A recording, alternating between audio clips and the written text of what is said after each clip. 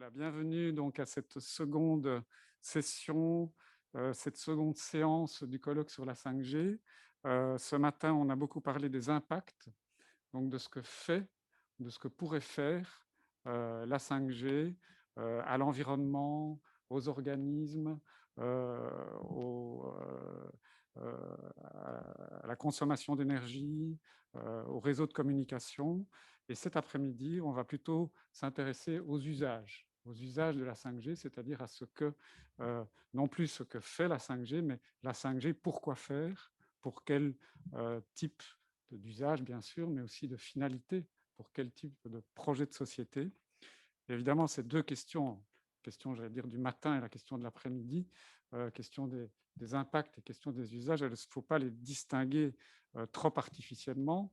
Elles sont bien sûr liées, on l'a vu déjà ce matin, que l'une n'appelle l'autre, hein, que l'une ne va pas sans l'autre. Et de la même manière, je pense que cet après-midi, la question des usages, eh bien, elle va être envisagée sous de multiples perspectives, sociologiques, avec Dominique Boulier, juridique, avec plutôt juridique en tout cas avec Antoinette Rouvroy, et économique avec Nicolas Van Zeebroek. Eh bien, ces trois perspectives, bien entendu, elles s'entremêlent, elles se mélangent, et je suis à peu près sûr que chacune des intervenantes aura à cœur de marquer justement ces connexions. Alors ensuite, pour terminer l'après-midi, nous aurons un débat à 15h45, qui commencera à 15h45, entre Emmanuel Duquesne d'Agoria et Jérémy Grossman de l'Université de Namur. Débat animé par Jean-Michel Bricot et auquel, bien sûr, le public et aussi les intervenants pourront participer. Voilà, donc une après-midi bien remplie que je m'empresse donc de lancer immédiatement. Alors, je présente brièvement Dominique Boulier, professeur de sociologie à Sciences Po Paris, auteur d'une sociologie du numérique parue chez Armand Collin en 2016, auteur également de Comment sortir de l'emprise des réseaux sociaux, paru chez Le Passeur en 2020. Alors, le parcours, le curriculum de Dominique Boulier est beaucoup plus étendu et riche que cela. Je vous invite à aller consulter la page Wikipédia à ce sujet. Et hier, Dominique Boulier, vous nous avez proposé une très belle leçon sur comment retrouver la maîtrise sur les possibilités d'organiser ce qui nous relie. Alors, je pense que la présentation que vous allez faire aujourd'hui va s'inscrire dans le prolongement, dans l'exploration de ces possibilités. Merci encore d'avoir accepté notre invitation et nous vous écoutons. Merci beaucoup pour cette invitation et pour la possibilité de parler deux fois. Je veux dire, c'est un privilège. La contrainte étant que je vais essayer de ne pas répéter ce que j'ai dit. Donc, ce sera un autre style de présentation d'une part et une autre entrée dans le sujet, peut-être un peu moins technique, un peu plus centré sur les usages précisément, mais aussi sur les conditions de la discussion sur les usages et, comme vous l'avez très bien dit, y compris la discussion sur les finalités. Donc, c'est un peu ça que je vais essayer de mettre en avant. Et j'essaierai de ne pas prolonger trop ma présentation et d'être dans les temps pour que nous puissions entendre avec plaisir Antoinette, évidemment, Antoinette Rouvroy. Bien, donc je démarre sur ma présentation. Je vais vérifier que c'est la bonne. Oui, je pense que c'est la bonne, mais le problème, c'est que je pars au mauvais endroit. Mais bon, c'est voilà. Donc voilà, je vais vous la mettre en présentation générale. Donc voilà, l'idée, les deux parties seront effectivement celles sur les conditions du débat public et puis les deuxièmes sur les types d'usages qu'on entend proposer, qui font l'objet de ces débats et comment est-ce qu'on pourrait précisément les mettre en discussion. Alors mon premier point soit effectivement un peu, comment dire, sceptique, c'est le moins qu'on puisse dire, c'est de dire comment rater un débat. C'est-à-dire qu'en fait, on a à peu près réuni les conditions pour qu'on se rende compte que le débat soit impossible, soit trop tardif, etc. Donc, je vais essayer de vous raconter cette petite histoire. Et donc, un des premiers éléments qui éventuellement peut venir sur la table, mais qui jusqu'ici n'a pas été mis du tout, c'est tant mieux, je dirais, c'est celui qui consiste à prendre, à partir du fait qu'il y a quand même une attention collective qui a été mobilisée par des incidents et des débats publics autour du lien entre le 5G et le coronavirus. Donc moi qui étudie les propagations, les étudiants travaillent avec moi sur tous ces aspects-là, eh bien on a collecté effectivement cette courbe chez l'Influence, eh bien on voit bien que le 12 mars 2020, il y a quand même 16 millions de postes qui relient 5G et coronavirus, et puis même 1 million de plus qui relient 5G, ou 2 millions quasiment, qui relient 5G et Covid, toutes plateformes confondues. Donc on se dit, tiens, c'est quand même, voilà, quelque chose qui fait partie du débat public. Eh bien non, vous vous en doutez, ce n'est pas tout à fait le problème, d'autant moins qu'ensuite ça se réduit encore un peu plus au fait qu'il y a eu des attaques sur des antennes. Et en avril, 30 avril, effectivement, on trouve 61 attaques d'antennes de ce fait. Bon, franchement, je ne sais pas si, quand on observe les requêtes de Google, c'est la même chose. On a ce pic au début avril. Heureusement pour nous, ça s'est atténué, mais vous voyez que c'est des choses aussi qui contribuent à rendre le débat tout à fait impossible parce que, évidemment, on va se scandaliser, évidemment, ça paraît complètement aberrant, mais évidemment aussi, il faut créer d'autres conditions du débat, y compris pour que ces expressions-là ne prennent pas tout l'espace de notre attention. C'est un peu le problème avec les réseaux sociaux, dont je parle dans mon livre, justement, qui vont nous embarquer sur des fausses pistes comme celle-là. Alors, comment est-ce que ça se met en place? Eh bien, je dirais que je vais me servir de l'image de Stéphane Richard, sans droit possible, donc peut-être que c'est quelque chose que je ne devrais pas faire, mais après tout, ça fait de la publicité à l'opérateur.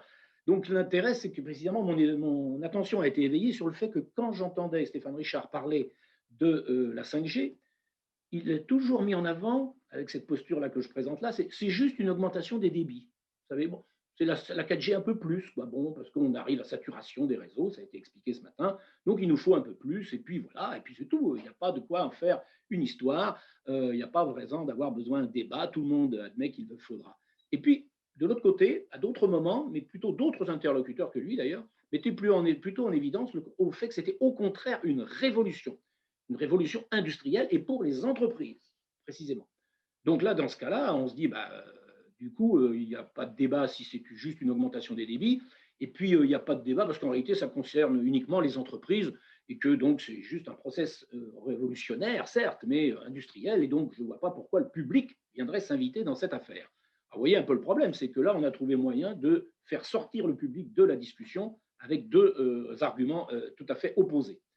Effectivement, on comprend pourquoi. C'est qu'en réalité, la 5G, elle en met dans le même paquet, l'expression 5G met dans le même paquet deux bandes de fréquences.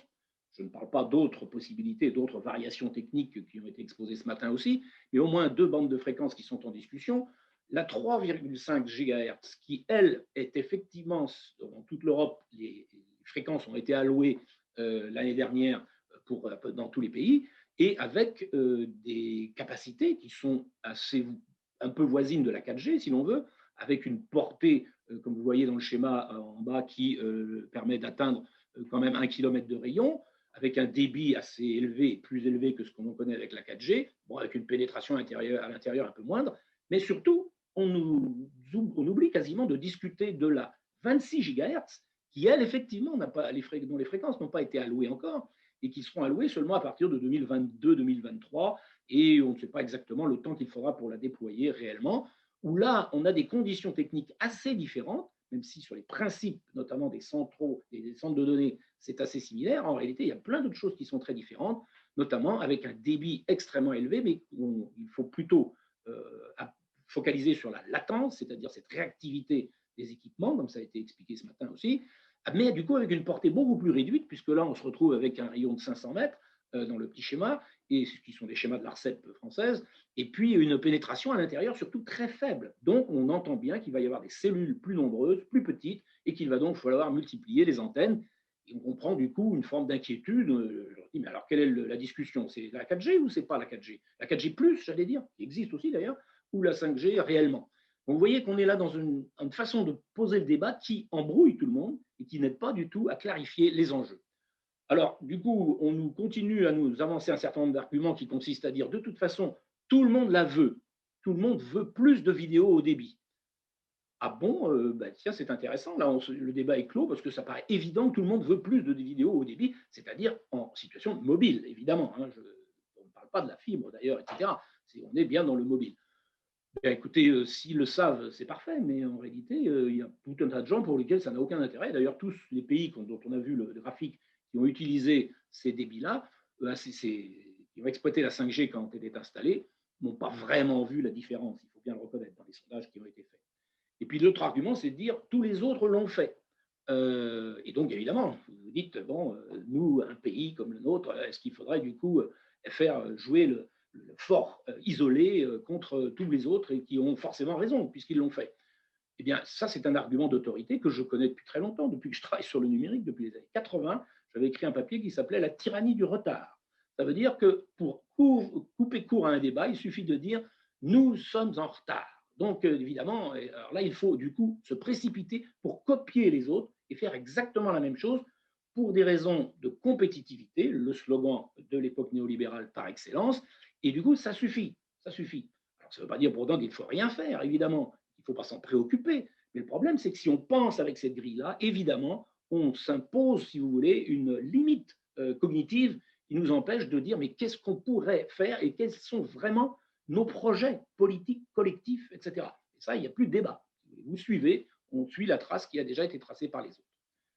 Alors là, je dis, ben voilà, voilà où nous en sommes. Nous sommes les hamsters du progrès perdu, parce que le progrès, effectivement, ben, il continue à tourner, mais on ne sait plus trop où il va. Il ne faut surtout pas le questionner, alors qu'on est quand même dans une crise écologique qui fait questionner tous les principes même du progrès. Ça ne veut pas dire qu'il ne faut pas faire d'innovation technologique, mais où est-ce qu'elle va? Quels sont les réels bénéfices collectifs et est-ce que ce sont vraiment les projets collectifs que nous portons autour de ça? Donc il faut que ce soit toujours plus vite, toujours plus immédiat, toujours plus réactif. Ben, écoutez, il y a plein de situations dans lesquelles ça ne se justifie pas. On voit bien qu'il y a des mouvements comme le slow food d'un côté, ou qu'il y a même la slow science, parce que les scientifiques feraient bien de ralentir eux aussi, en termes de publication notamment. Eh bien, ça, c'est pas forcément très justifié, vous voyez. Donc là, il faut être conscient que cet univers culturel, cet horizon d'attente qui est mobilisé comme une évidence, ne facilite pas du tout le débat, alors qu'en réalité, nous sommes à une époque où il faut précisément rediscuter ces a priori qui sont supposés évidents. Alors évidemment, comme tous les développements sont déjà en place, la 5G est quasiment faite, donc on se dit c'est pas la peine. Alors qu'est-ce qu'on a comme autre argument qui est radical pour court-circuiter le débat? Eh bien, on vise un ennemi de service. Donc vous avez vu comment l'année dernière le débat est venu sur Huawei. Alors Huawei avec en arrière-plan le Parti communiste. Et c'est pas faux. Le Parti communiste est dans toutes les entreprises et les contrôles. Et depuis Xi Jinping, c'est devenu encore pire, si c'est possible, qu'avant. Et c'est vraiment quelque chose d'évident. Donc, on ne peut pas faire confiance à Huawei en matière de préservation de la confidentialité des données, ou, etc. OK, le problème, c'est que pendant ce temps-là, on oublie très vite que la NSA a fait ça pendant des années. Je dis la NSA, mais les autres services de renseignement aussi. Et donc, à partir de là, et c'est Snowden qui nous a bien avertis sur cette affaire, on devrait s'intéresser sérieusement aux problèmes de sécurité du réseau, pas seulement à cause de la Chine ou de Huawei, mais à cause de l'intrinsèque faiblesse du réseau dans son ensemble, que ce soit sur sa partie Internet classique, qui va être révisée effectivement, comme l'a expliqué notre collègue ce matin, mais aussi sur l'ensemble des liens et de la chaîne où il peut y avoir potentiellement des maillons faibles. Ça, on le sait, et tous les hacks qui se déroulent actuellement, j'en ai parlé hier, effectivement, sont quand même des démonstrations massives de cela. Alors, en passant, c'est vrai qu'on a tendance effectivement à se focaliser sur les équipementiers et sur leurs centres de données, et je pense qu'on a raison. Parce que ça, c'est vraiment quelque chose de nouveau dans la 5G, la capacité des centres de données à piloter l'allocation de ressources de façon beaucoup plus puissante et homogène, globale, comme le disait Jean-Michel Tricot ce matin. Par contre, eux, de leur point de vue, les équipementiers, que ce soit du Wi-Fi ou de la 5G, à la limite, du moment qu'ils vendent des équipements, il n'y a pas de problème. Donc, ils ne sont pas forcément dans un débat aussi marqué sur la 5G en tant que telle. Alors on nous dit de toute façon, on nous dit de toute façon c'est trop tard. Vous avez bien vu, la 5G c'est déjà engagé, donc c'est trop tard pour débattre. Le coup est parti. Par contre, on nous dit mais attendez, mais les 26 GHz, ils n'ont toujours pas distribué les fréquences, elles ne sont pas distribuées. Et technologiquement, on sait ce que ça va donner, mais ça mériterait précisément de mettre en place, d'avoir un débat qui nous permet de préciser le cahier des charges qu'on va fixer sur cette 26 GHz. Puis si on nous dit que la 5G 3 GHz 5, c'est déjà fait. Bon, à la limite, c'est une catastrophe démocratique, mais bon, ok. Donc de l'autre côté, on nous dit oui, mais à ce moment-là, il y a quand même la 6G qui, elle, est une perspective. Et puis là, on a tout notre temps, par contre, là. Et puis là, c'est un cadrage pour les experts qui démarrent actuellement. Et on ne voit pas pourquoi le public s'inviterait dans cette discussion-là. Eh bien, si on a une leçon à tirer du débat raté sur la 5G, je dirais, du débat public, je parle, eh bien, il faut désormais, pour la 6G, mettre en place directement les conditions pour cela. il y a des initiatives au Parlement européen, il y a plusieurs façons de faire, et qui permettraient de dire maintenant, nous allons participer à ce débat-là et décider collectivement, en Europe tout au moins, parce qu'ailleurs, mondialement, c'est très compliqué, mais au moins en Europe, de quelles sont les conditions du développement de ce type de cette disposition 6G, avec les transformations profondes que ça peut entraîner. En réalité, il faut bien voir qu'il y a là une bataille claire qui s'affiche, si vous voulez, que j'ai mis du temps à comprendre dans l'horizon de la 5G, des débats qui partent dans tous les sens. En réalité, vous voyez, si je mets d'un côté les trois figures que vous voyez à droite, là, vous les reconnaissez tout de suite. Bon, mais j'ai mis le Google derrière Pichai parce que vous n'êtes pas forcément au courant que c'est lui le PDG désormais. Mais autrement, entre Amazon, Google et Facebook, eh bien, vous avez les trois grands géants de l'ère numérique contemporaine, des grandes plateformes. Et j'évite de parler là de Microsoft et de Apple, légèrement différents sur le plan des générations, mais il n'empêche que… Pardon. Ah bon. Donc ça, c'est quelque chose qui pèse très fort parce qu'on a l'impression que c'est eux qui dominent tout.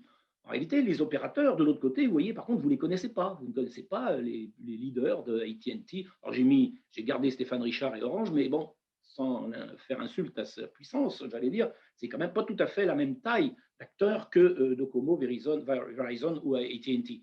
Donc, vous voyez qu'on a là effectivement un enjeu. Pourquoi? Parce que si justement on conçoit un réseau global, comme ça, comme notre collègue Tricot l'a bien expliqué ce matin, eh bien, si on fait cela, ça veut dire qu'il va falloir décider de qui monétise tout cela. Et si on reste dans la logique actuelle, c'est évident que ce sera toujours au bénéfice des plateformes qui diffusent les contenus, qui occupent les réseaux et qui, en réalité, obligent les opérateurs à en construire de plus puissants, mais au bout du compte, ne vont pas forcément récupérer plus d'abonnés, d'une part, et plus de revenus, d'autre part. Donc, ça veut dire que cette globalisation du réseau, qui va être au contrôle, ça, c'est un enjeu politique majeur, un enjeu économique aussi. Et donc, la question où on doit être attentif, ce n'est pas seulement sur les architectures techniques, pas seulement sur les questions environnementales et sanitaires, qu'il faut effectivement discuter, mais aussi sur les conditions économiques de monétisation de tout cela. Je vais y revenir tout à l'heure. Et donc, le débat qu'il va y avoir sur Connect 2030, qui commence maintenant, effectivement, où il y aura le rôle des centres de données sera clé, avec des satellites y compris, imaginés par certains. Bon, eh bien tout cela, ça veut dire qu'on a la possibilité pour les opérateurs de prendre pied et de devenir vraiment décisifs sur cette affaire. Ayons ça en tête parce que ça change beaucoup la perception du débat et le fait qu'en réalité, les termes même sont souvent occultés sur des choses qui ne vont pas être forcément critiques sur le plan stratégique, y compris du point de vue des politiques publiques, évidemment. Alors du coup, le débat, comment est-ce qu'il peut être résumé avant la 6G? On part j'utilise un modèle de la boussole que je ne vais pas réexpliquer ici, mais qui me permet de positionner plusieurs possibilités qui sont des valeurs équivalentes en théorie, qui évidemment après chacun choisit son possible, mais qui nous permettent de voir comment ça tend le débat, justement. Ça permet de poser des positions assez tranchées. Le modèle classique du réseau 4G, eh bien, on a un arrosage global avec une distribution spatiale générale qu'on a bien vu. On a bien vu comment effectivement on pouvait sortir de cela, y compris pour des raisons d'efficacité énergétique. C'est ce que nous vend un modèle plus moderne, j'allais dire, celui de la 5G pour les 3,5 GHz, avec toujours plus de débit, certes, mais avec aussi une efficacité, parce qu'on aura du beaming, une façon d'orienter les flux, si vous voulez, qui donc sera, sur le plan énergétique, plus efficace. Mais en réalité, il y a un troisième débat, une troisième version, qui est la version 26 GHz. Et de mon point de vue, c'est là où le débat est encore possible, en partie, sur certains aspects, puisque là, la question n'est plus celle du débit intrinsèquement, celle de la latence. Et ça, ce n'est pas tout à fait la même chose. Et donc, ce type de latence, il va évidemment permettre la prolifération des objets connectés, Massive Internet of Things, comme on dit. Et ce qui est important, c'est que du coup, on va en profiter pour allouer les ressources de façon optimisée avec ce slicing qui a été déjà évoqué ce matin. Et donc là, on a une façon de piloter le réseau qui est tout à fait différente. Ce n'est pas le même endroit d'ailleurs, avec les centres de données qui sont différents. Et puis, on a du coup une optimisation de ces allocations de ressources. Et vous allez voir que ça a une importance. Mais en tous les cas, quand on fait les deux, on dit efficacité énergétique d'un côté, puis après optimisation de l'allocation des ressources, et disons, démultiplication des petits objets qu'on peut connecter, on se pose rarement la question, non pas seulement du principe de l'efficacité, consommer moins dans son domaine, mais en réalité du principe de sobriété. Et ça, c'est le quatrième aspect de la politique qui n'est pas vraiment sur la table, qui consiste à dire sobriété d'une part, et puis égalité aussi des territoires. Pourquoi est-ce que tout d'un coup, on sait bien avec la 5G, l'inégalité des territoires sera accentuée, ça ne fait aucun doute, puisqu'on se centrera sur des marchés solvables avec une haute densité de population et d'équipement. Donc, c'est clair qu'il est hors de question de la diffuser telle qu'elle dans les campagnes, si vous voulez. On pourrait très bien imaginer, du coup, de mettre des seuils sur le plan énergétique, de consommation. On pourrait réguler cela, des seuils aussi de débit en disant, eh bien non, là, vous n'utilisez pas tout le potentiel du réseau. On le fait bien sur les autoroutes, eh bien, on ne roule pas à fond. Ben oui. Et c'est des raisons de bien commun collectif. La sécurité routière, c'est aussi là, du coup, la sécurité énergétique et la sécurité surtout, et la sobriété collective dans laquelle nous devrions être engagés. Donc, nous devrions avoir un débat sur une sélection des usages prioritaires. Pour la 6G, peut-être. Vous voyez, peut-être qu'on va recommencer, on a peut-être un espoir. Mais là, on voit bien que pour la 5G, on a réussi à l'enfermer dans ces modèles-là. Ça a une conséquence en termes financiers, puisque d'un côté, dans l'allocation des fréquences, on est sorti de la rareté des fréquences, on est passé à une forme de culte de l'efficience du marché avec les enchères, qui a permis de l'optimisation technique, comme le multiplexage, par exemple, mais ça donne tout le pouvoir aux opérateurs. Eh bien, on va plus loin, puisque avec le volet 26 GHz que j'évoquais, la slicing, l'Internet of Things, etc., on a en fait l'occasion de donner la possibilité d'allouer les ressources en les monétisant de façon très fine, avec toute l'intelligence artificielle d'ailleurs, qui sera dans ces centres de données pour jouer de tout cela. Et donc offrir une monétisation pour les opérateurs qui vont être au cœur de l'affaire, si vous voulez. Et tout cela sans sécurisation préalable de la chaîne d'ailleurs, puisque on sait très bien, comme je l'ai dit tout à l'heure, que ça fuite partout, ce réseau, et on sait qu'il y a eu des efforts de fait, c'est vrai, n'oublions pas. Mais le problème, c'est qu'on en sera très loin du compte au moment où on va développer la 26 GHz notamment. Alors qu'on devrait avoir un principe de sobriété générale, une discussion éthique sur les finalités et un débat politique contradictoire. C'est cela qui mériterait d'être mis à l'ordre du jour. Où est-ce que ça se fait? Eh bien, ça se fait dans des arènes en réalité de subpolitique, qui sont ce que Ulrich Beck appelle justement cette subpolitique, les conseils d'administration des firmes, les réseaux de recherche des firmes qui se mettent ensemble, le 3GPP, la 5GPP ou l'ITU, l'International Telecommunication Union, et puis les instances internationales de normalisation. Ah, je l'ai dit deux fois, non, c'est une erreur, c'est une mauvaise organisation de la slide. Et puis les agences d'attribution des fréquences et la Commission européenne. Mais tout cela ne nous dit pas comment les parties prenantes habituelles des débats politiques peuvent dire quelque chose, avoir leur mot à dire. Eh bien, elles ne l'ont pas. Les villes, les territoires, les instances parlementaires des choix technologiques ou les offices de technology assessment, les arènes de débat ad hoc comme on a eu, comme la Convention citoyenne pour le climat en France ou les arènes de débat public, les arènes de controverse, etc. Tout cela, on les laisse de côté dans cette affaire. Or, il faut instituer ça, et là, il y a de l'innovation à faire, en même temps qu'on fait de l'innovation technologique. Alors venons-en vraiment aux usages, effectivement, parce que comment faire pour parler, y compris, c'est un argument qui est employé, comment pourrait-on mettre en débat des usages qui n'existent pas? Ça ne me dérange pas d'ailleurs pour les développer quand même les technologies qui sont adaptées à cela.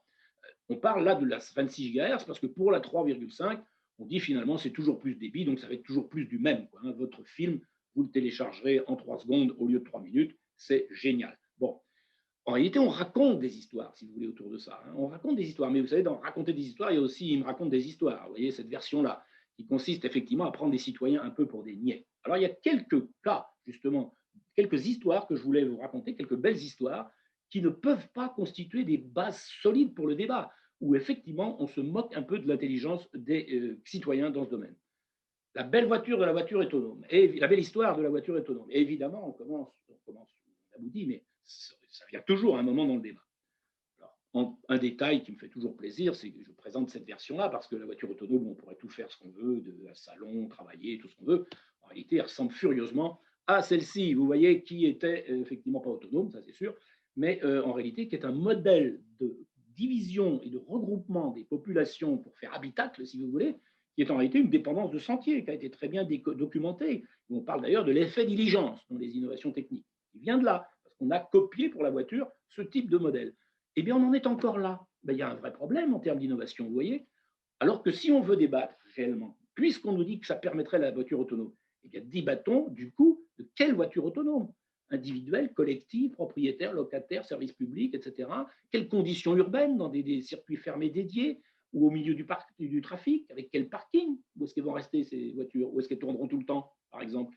Quel bilan carbone, globalement, bien entendu, même si on dit qu'elles seront toutes électriques, et ça ne suffit pas, hein, on le sait bien. Quel pilotage numérique, quelle traçabilité, sécurité, quelle responsabilité légale, Là, on en fait des tonnes sur le fait que, ah oui, comment le véhicule intelligent va décider de tuer son passager ou le piéton qu'il risquerait d'écraser. Bon, je pense que les assurances vont mettre de l'ordre là-dedans, mais en attendant, ça montre la complexité de l'affaire, si vous voulez. Et selon les choix que l'on fait, eh bien, on va avoir des solutions techniques très différentes, y compris dans le réseau qui va les alimenter. Évidemment, dans un circuit fermé, ce n'est pas du tout la même chose que quand elle est au milieu du trafic.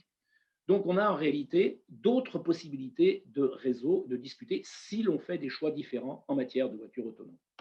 Deuxième belle histoire, la belle histoire de la chirurgie à distance. Alors, celle-là, vous l'avez entendu aussi, les interlocuteurs, mes collègues en ont parlé ce matin aussi, et l'un d'eux d'ailleurs le disait bien, effectivement, les téléconsultations, mais enfin bon, ça existe déjà, hein, avec la 4G, le Wi-Fi, la fibre optique et tout ça, bon, c'est bon, et la téléexpertise aussi, avec les évaluations d'imagerie.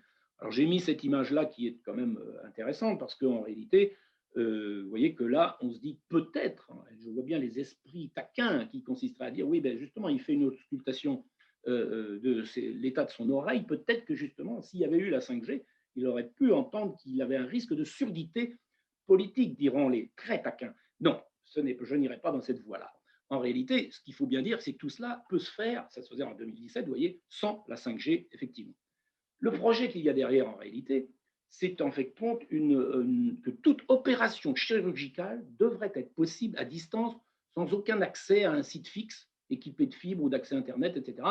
Donc, mettons à plus de 30 km, quoi, etc. Quelle est cette situation-là? Quelle est cette situation? Ça existe, ça? Ah ben oui, ça existe pour les militaires. Oui, c'est vrai, quelquefois. Les humanitaires, ça peut arriver aussi. Et avec tout ça pour ça, on est en train de nous faire tout un scénario d'usage attirant, attractif, convaincant pour ce type d'usage. En réalité, non. Le débat qui est l'histoire qui est racontée derrière ça, c'est qu'il faut tout passer tout le réseau en hertzien, si vous voulez. Et notamment, c'est pour ça que les satellites viennent dans la boucle aussi.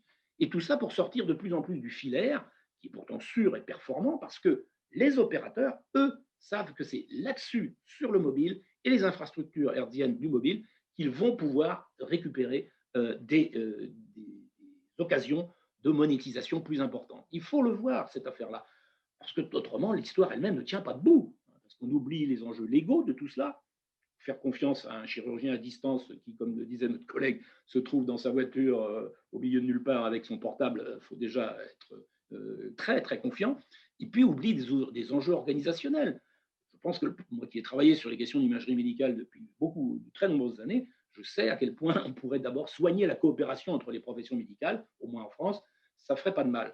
Donc, il faut bâtir des conventions. C'est un peu plus compliqué que de croire que l'innovation technique peut se substituer et trouver des solutions magiques à tout cela. C'est exactement le solutionnisme technologique que Morozov avait proposé en 2013. Donc il faut être très conscient de cela. Ces histoires-là servent aussi à court-circuiter toute la complexité des applications elles-mêmes, qui fait que ce n'est pas pour demain, ça c'est sûr, et qu'en attendant, on pense trouver une solution technique à des problèmes qui sont avant tout organisationnels, de moyens et de politiques délibérément menées par les gouvernements ou par les parties prenantes diverses. Vous voyez. Autre aspect, évidemment, et je travaille beaucoup là-dessus, effectivement, sur la belle histoire de la ville intelligente, évidemment, de la Smart City en français, avec des objets connectés qui vont aller avec, quoi. Alors, vous avez un tableau de la liste là dans technique de l'ingénieur. Vous voyez qu'effectivement, on parle de domotique, de smart grid, de trafic routier, de contrôle de la pollution, de véhicules connectés, toutes choses que l'on connaît et dont on a déjà un peu entendu parler, de stationnement, et y compris de télémédecine, tiens, tant qu'à faire, mais aussi de gestion des déchets, d'éclairage intelligent, de maintenance prédictive, d'agriculture urbaine même aussi, de villes biomimétiques, et puis d'autres de services aux citoyens, de sécurité et de routes de 5e génération. Donc tout cela, on se dit finalement que toutes les politiques urbaines vont pouvoir s'engouffrer dans la solution offerte par la 5G d'une certaine façon. On oublie de dire que de fait, elles sont déjà en route, hein, ces applications-là, sans la 5G, souvent, et surtout, par contre, avec beaucoup d'IA, d'intelligence artificielle. Là aussi, avec de l'IA qui n'est pas vraiment de l'IA souvent, mais c'est pas grave. Mais enfin, c'est pas grave, c'est important, mais ça fait partie de la façon de ne pas rentrer dans le débat. Un des problèmes posés par Shoshana Zuboff dans son livre, effectivement, sur l'âge de la surveillance, c'est effectivement le fait que, avec l'intelligence qui est obligatoire pour piloter finement ces allocations de ressources, eh bien, il faudra une forme de division of learning. Il faut déjà, c'est ce qu'on voit, il y a une forme de division of learning. Ça veut dire que certaines compagnies, certains, disons, spécialistes vont pouvoir accaparer les leçons qu'on apprend de toutes ces données-là, et au détriment, évidemment, des experts du domaine, par exemple, ceux qui gèrent les villes, ou bien des utilisateurs ou des citoyens. Donc là, il y a un vrai problème qui mérite d'être posé tout de suite, dès maintenant. Où vont aller ces données-là? Qu'est-ce qu'on va en faire? Et à qui vont-elles bénéficier réellement dans cette affaire? Alors du coup, on peut avoir des mâts d'éclairage intelligents, on peut avoir de la vidéosurveillance, etc., ou bien de la gestion des déchets intelligente aussi, ou de la reconnaissance faciale. Tout cela, finalement, qui sont promis dans la ville intelligente, tout devrait passer en 5G. Bon, en réalité, on voit bien qu'il y en a beaucoup qui passent déjà en dehors de la 5G. Et puis, du coup, ça devient un problème supplémentaire parce que le contrôle de tout cela dans un réseau global, qui l'aura? Qui va l'avoir? Et justement, là, il y a une vraie bataille. Est-ce que ça va être Google et les plateformes d'un côté, ou les opérateurs de l'autre, ou bien des équipementiers je pense à Cisco par exemple, qui s'étend aussi, qui essaie d'influencer les politiques urbaines dans ce sens-là pour ses propres équipements. Et comment on va gérer les failles de sécurité que j'ai déjà évoquées? Parce que alors là, s'il y a quelque chose qui permet toutes les failles de sécurité, ce sont tous ces équipements qui sont nativement peu exigeants sur ce plan-là.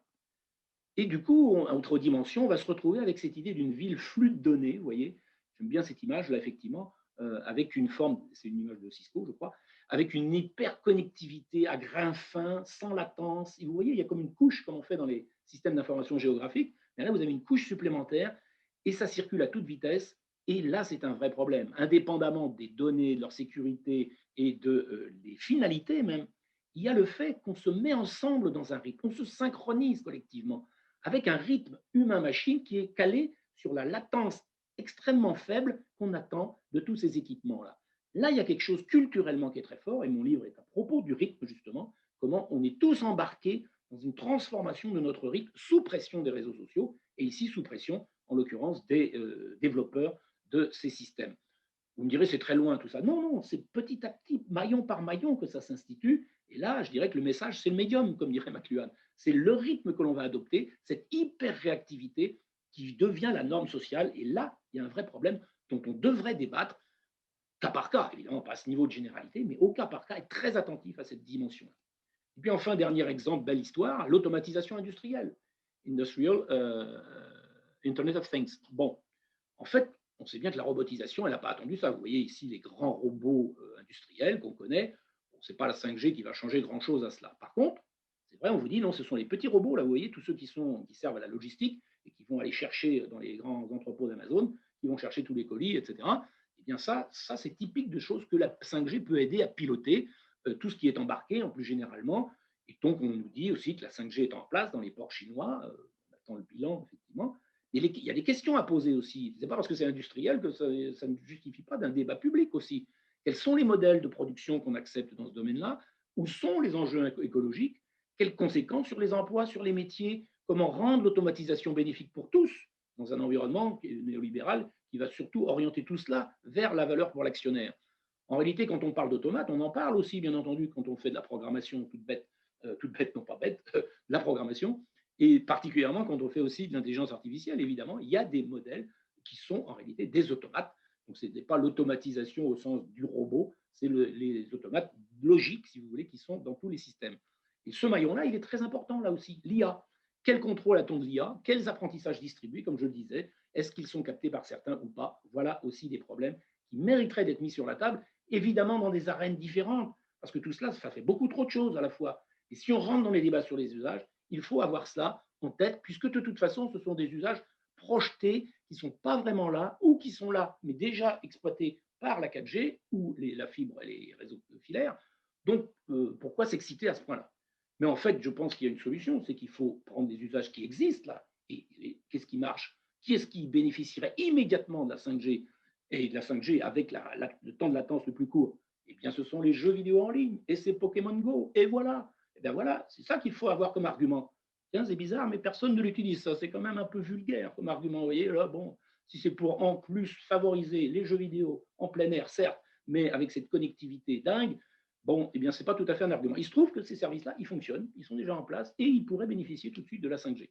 Bon, juste une finale un peu humoristique, mais pour vous signaler quand même qu'on sélectionne dans les histoires que l'on raconte, parce que précisément, on ne veut pas mettre sur la table le fait qu'il y a beaucoup d'applications qui vont être purement ludiques, qui vont être purement commerciales, bien entendu, et évidemment, c'est toujours l'industrie au sens noble de la production, et puis l'ensemble des services urbains ou de la santé, etc., qui sont mobilisés. En réalité, il y a plein d'autres choses qui, en réalité, font souvent la traction pour pousser le développement de ces applications. Donc voilà, merci de votre attention. J'espère que j'ai réussi à réorienter les termes du débat, à condition sans doute de se préparer plutôt pour la 6G, parce que les délais actuels nous ont fait confisquer les possibilités de ce débat. Merci. Merci beaucoup à vous pour cet exposé vraiment passionnant. Alors j'ai évidemment un œil sur la liste de discussion, donc je vais de toute façon répercuter les questions qui vont apparaître, mais je vais déjà en lancer une première. Ici en Belgique, on a peut-être pris un peu de retard, je ne sais pas, mais le projet de loi sur la 5G sera seulement bientôt discuté au Parlement dans quelques semaines.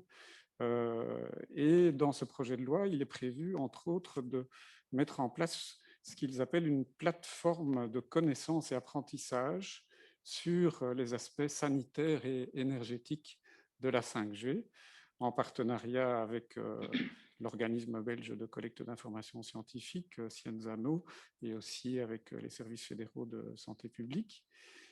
Donc, si je vous suis bien, et c'est ma question, est-ce qu'il ne faudrait pas élargir, penser, par exemple, sous la forme d'un amendement, à l'élargissement des finalités ou des compétences de cette plateforme dans la direction de, par exemple, la sélection d'usages prioritaires, etc. Oui, je ne connaissais pas cette initiative-là, mais effectivement, c'est tout à fait intéressant de prendre cette initiative-là et d'essayer, malgré tout, de rattraper le train en marche pour essayer de fixer des cahiers des charges, qu'ils soient sanitaires ou qu'ils soient environnementaux.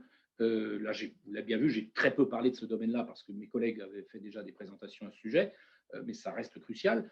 Mais de fait, ramener la question des usages aussi et des finalités, au bout du compte, dans cette affaire, elle devient très importante. Donc, on sait bien qu'il va, dans tous les cas, que ce soit pour les questions sanitaires, environnementales ou bien d'usage, il faut effectivement mobiliser de l'expertise technique aussi pour nous dire qu'est-ce qui est réellement possible. Donc, il faut éviter de faire en sorte de laisser ce débat à un niveau de généralité qui ne nous permettrait pas de prendre de décision derrière. Or, on peut sans doute, il faut explorer les possibilités légales qui existent en Belgique pour permettre justement de réguler, de fixer des cahiers des charges. Je ne sais pas où, mais normalement, les fréquences ont déjà été attribuées, pourtant, non? Ou je me trompe?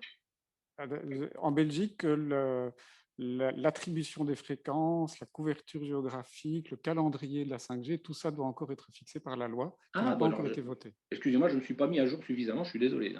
Mais en fait, oui, à ce moment-là, c'est une chance, alors, parce qu'il n'est pas très compliqué que dans le cahier des charges, effectivement, il y ait déjà des possibilités de réguler des débits, de réguler et d'imaginer des services et d'avoir des obligations, on pourrait dire de services publics, qui pourraient être étendues à l'ensemble des candidats et qui postulent pour récupérer une licence. Je pense que là, il y a effectivement quelque chose, une fenêtre, disons, où vous pouvez être du coup des leaders dans ce sens-là, parce qu'on a vraiment inventé quelque chose sur le plan européen. Ce n'est pas de la Chine que ça va venir, ça ne viendra pas non plus des Californiens, on le sait d'avance. Alors ici, je lis une question qui est peut-être un peu plus large, de savoir si ce n'est pas un débat sans fin, s'interroger sur le progrès et l'innovation, comment imposer le débat public aux innovations scientifiques. Les deux mondes ne se parlent pas, ils ne sont jamais sur la même temporalité. Doit-on créer des institutions dédiées, j'imagine, à ce débat? Alors l'enjeu institutionnel de ce débat-là, il est vraiment très important, hein. C'est ce que Michel Callon et ses collègues appelaient aussi effectivement ces arènes sociotechniques, de débats sociotechniques. On a commencé à en imaginer un peu partout dans tous les pays, il y a des tentatives pour faire ça. On a du mal à reprendre la main sur ces débats-là et disons pas reprendre la main, à les prolonger en termes de directives, de consignes, de cahiers des charges pour l'ensemble des opérateurs dans le cas des télécoms, mais c'est valable dans tous les autres domaines. Hein. On a du mal à le faire parce que comme l'idéologie dominante, c'est celle néolibérale qui consiste à dire le business doit tout dicter, il ne faut surtout pas lui mettre de contraintes. C'est ce qu'on a cru pendant un moment. Mais là, je pense qu'on est à la fin d'un cycle. Donc, c'est le bon moment aussi, parce qu'évidemment, on voit bien les conséquences catastrophiques d'un business qui, en réalité, se financiarise massivement et dont l'objectif de bien commun disparaît, même quand il y a de la production apparemment industrielle, d'un service, mais on monétise tout à un tel point que ça permet non pas d'augmenter la qualité du service, mais d'augmenter l'attractivité de la marque et de la firme pour les investisseurs. À partir de là, comment voulez-vous débattre de tout cela? Alors là, il y a un vrai problème, c'est-à-dire qu'il est clair qu'on peut toujours faire un organisme légalement comment dire, intéressant et qui gagne en capacité d'expertise sur ces questions-là, mais si derrière, le modèle dominant consiste toujours à dire oui, mais de toute façon, on ne peut rien dire vis-à-vis de ces firmes qui sont par ailleurs extrêmement puissantes, quand il s'agit des GAFAM notamment, bon, évidemment, à ce moment-là, on a déjà perdu. La souveraineté, ce n'est pas la souveraineté vis-à-vis de Huawei, ce n'est pas la souveraineté vis-à-vis de je ne sais quelle agence même d'espionnage, etc. C'est la souveraineté vis-à-vis des grandes plateformes et des grands systèmes économiques qui s'imposent désormais comme des firmes au-delà des frontières, on le sait bien. Donc, si il n'y a pas de volonté politique pour la récupérer, évidemment, on ne va pas leur mettre des cahiers des charges qui augmenteraient leur coût et qui, de fait, ne seraient pas faisable. On l'a fait pourtant en Europe, on l'a fait avec le RGPD. Et donc ça, c'est un moment historique très important qu'on doit pouvoir prolonger désormais. Merci beaucoup.